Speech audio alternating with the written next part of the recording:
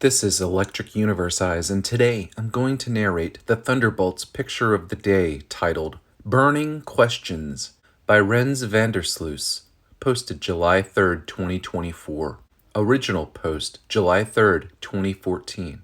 If folk memory is anything to go by, global warming in its most dreaded form is a thing of the past. The universality of flood myths is widely known, but fewer people are aware that traditions of unbearable heat, often leading to devastating Weltbrand, or world fire, are just as ubiquitous. Although many reports do not identify the cause of the steep rise in temperature or the wildfire associated with the Age of Myth, others persistently attribute it to a group of phenomena we may conveniently call anomalous suns. Generally, the sources trace the erstwhile emission of relentless heat to four solar properties, singly or combined, all of which seem equally bizarre when applied to the quotidian sun. Firstly, many accounts impute a greater intensity to the sun's radiation at this time. The Yowl, south of Lake Malawi, told of such an incident. Quote, "The sun gave way to fierceness and said, 'Let me shine and destroy people.' The Chukchi, northeastern Siberia, told of a series of violent natural events, in one of which, quote, 'sun scorches the people,' referring to a long time ago. The Klalam, Washington State, said that, quote, 'the sun was much hotter than now. It has not been so hot on the earth since,' end quote. According to the Cherokee, originally along the Tennessee, the sun, traversing the path she follows today, used to kill many people in spite. Quote, 'The sun lived on the other side of the sky vault, but her daughter lived in the middle of the sky, directly above the earth. Now the sun hated the people on the earth, because they could never look straight at her without screwing up their faces. The sun was jealous and planned to kill all the people. So every day when she got near her daughter's house, she sent down such sultry rays that there was a great fever, and the people died by hundreds, until everyone had lost some friend, and there was fear that no one would be left,' end quote. And as stated by the Huolchol, central Mexico, the sun afforded little pleasure when it was first launched into the sky by the people. Quote, 'When the sun radiated his light and heat over the world, all the nocturnal animals became very angry and shot arrows at him. His heat was great, and his glaring rays blinded the nocturnal animals, and with eyes closed, they retired into caves, water pools, and trees,' end quote.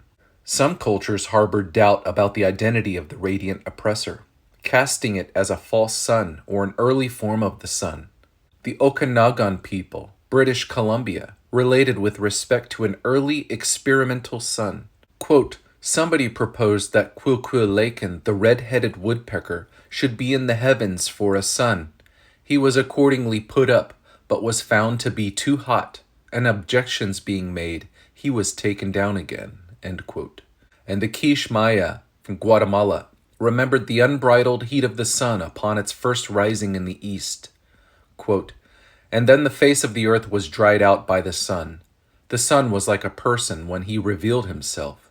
His face was hot, so he dried out the face of the earth. And when the sun had risen just a short distance, he was like a person, and his heat was unbearable. Since he revealed himself only when he was born, it is only his reflection that now remains, as they put it in the ancient text. Quote, 'The visible sun is not the real one,' end quote.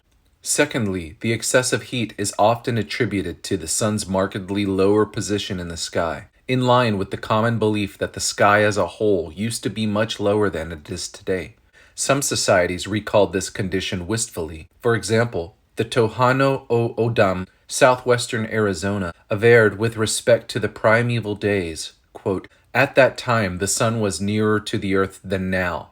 The seasons were equal, and there was no necessity for clothing to guard against the inclemency of weather,' end quote. And the Shipibo Canobo, Peruvian Amazonia, told with respect to the antediluvian period, quote, 'The sun stood so close above the earth that one could cook food by placing it in the sunlight,' end quote.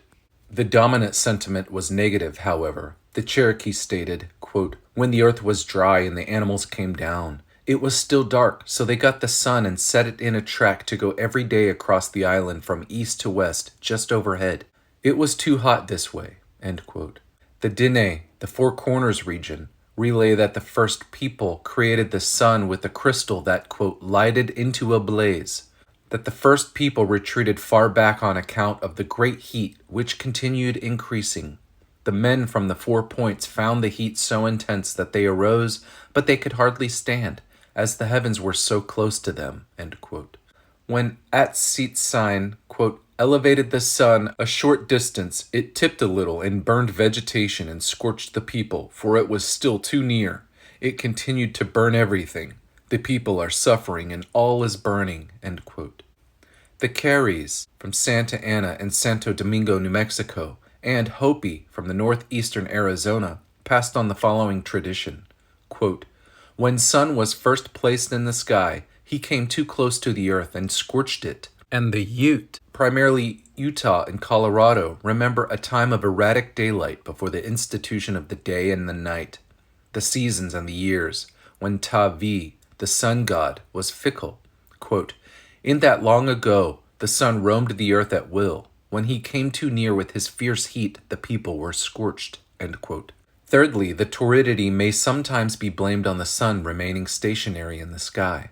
For example, according to the indigenous people of the Andaman Islands, the first people had, quote, uninterruptedly enjoyed the privilege of daylight, but the sun one day burned so fiercely as to cause great distress. End quote.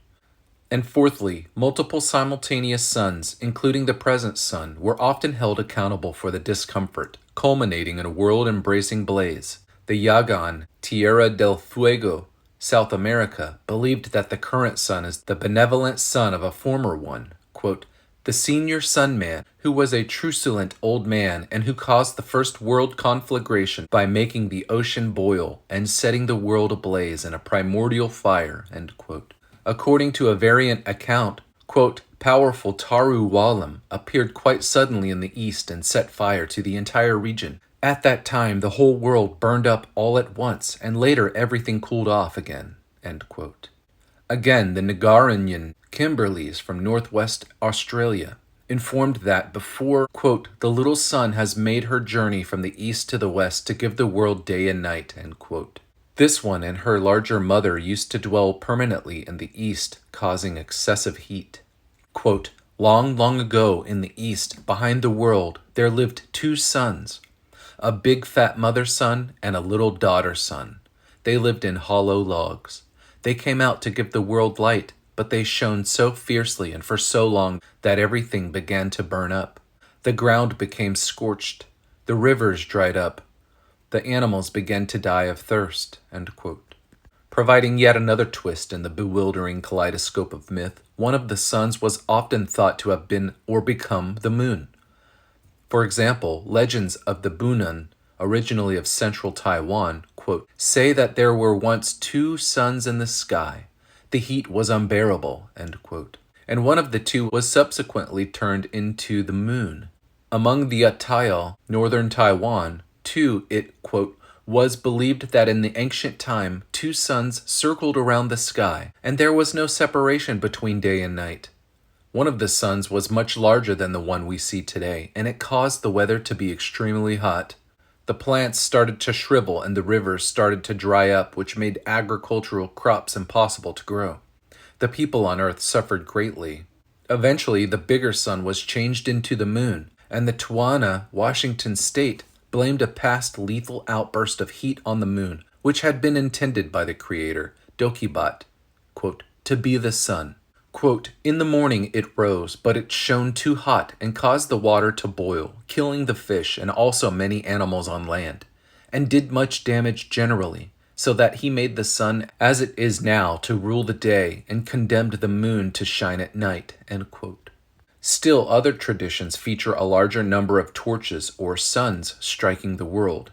A well-known Chinese myth, for instance, has it that 10 suns used to take turns to travel across the sky, while the others rested on a cosmic tree. Yet on one fateful day during the reign of Emperor Yao, 23rd century BCE, all 10 appeared at once, thereby causing a drought and threatening all life upon the earth. A parallel tradition circulated in Mongolia. Quote, "Once upon a time, there rose 7 suns in the universe, and it was exposed to a burning drought. The earth was heated fiercely, the streams and rivers evaporated, the plants and trees were parched. People and living beings suffered from intolerable heat, and horses and animals were tormented by painful thirst. It was dreadfully difficult to live or even survive." End quote. The Batak, Sumatra, similarly commemorated the appearance of 8 suns, which partially dried up the sea. Just like the global deluge, the sweltering heat and the flames seem to have resulted in mass deaths, driving many a species to extinction. In Berosus's rendition of the Babylonian creation myth, the heroic god Marduk, hailed as, quote, the sunlight of the gods, separated heaven and earth. The primordial monsters, quote, wondrous beings with peculiar forms, could not endure the strength of the light and were destroyed.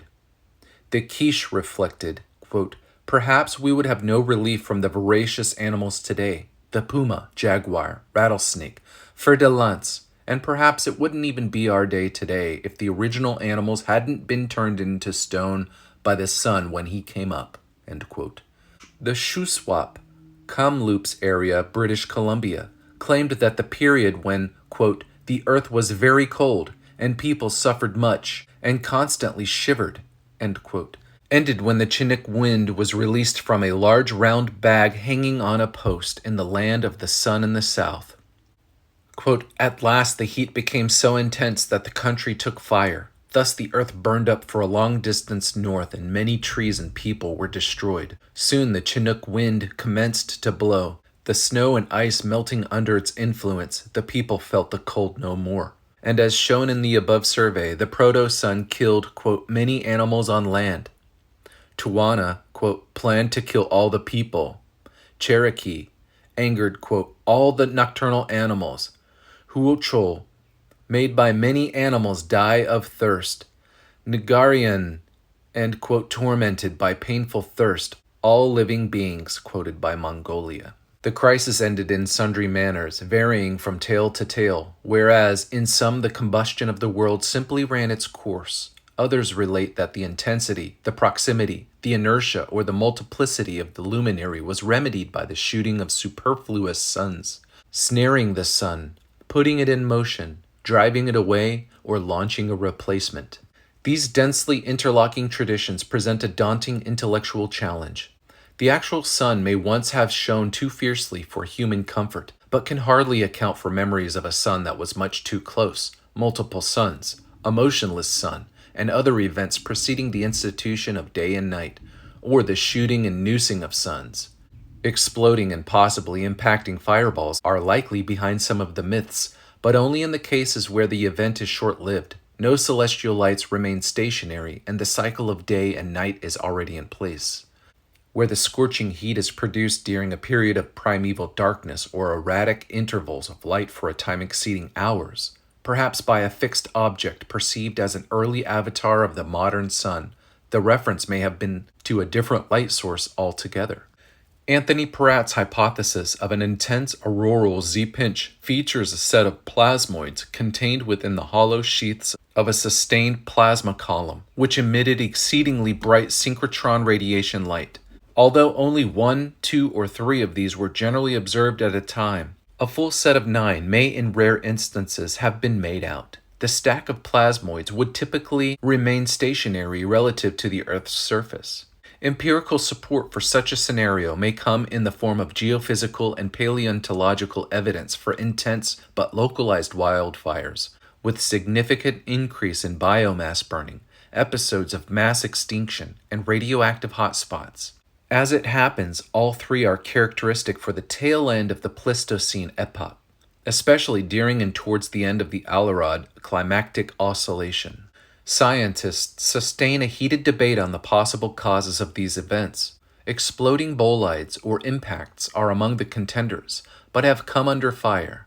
An alternative, Paul Laviolette's scenario of a series of energetic solar proton events, remains viable and resonates with Peratt's postulate of an intense solar outburst as the mechanism that provoked the intense aurora.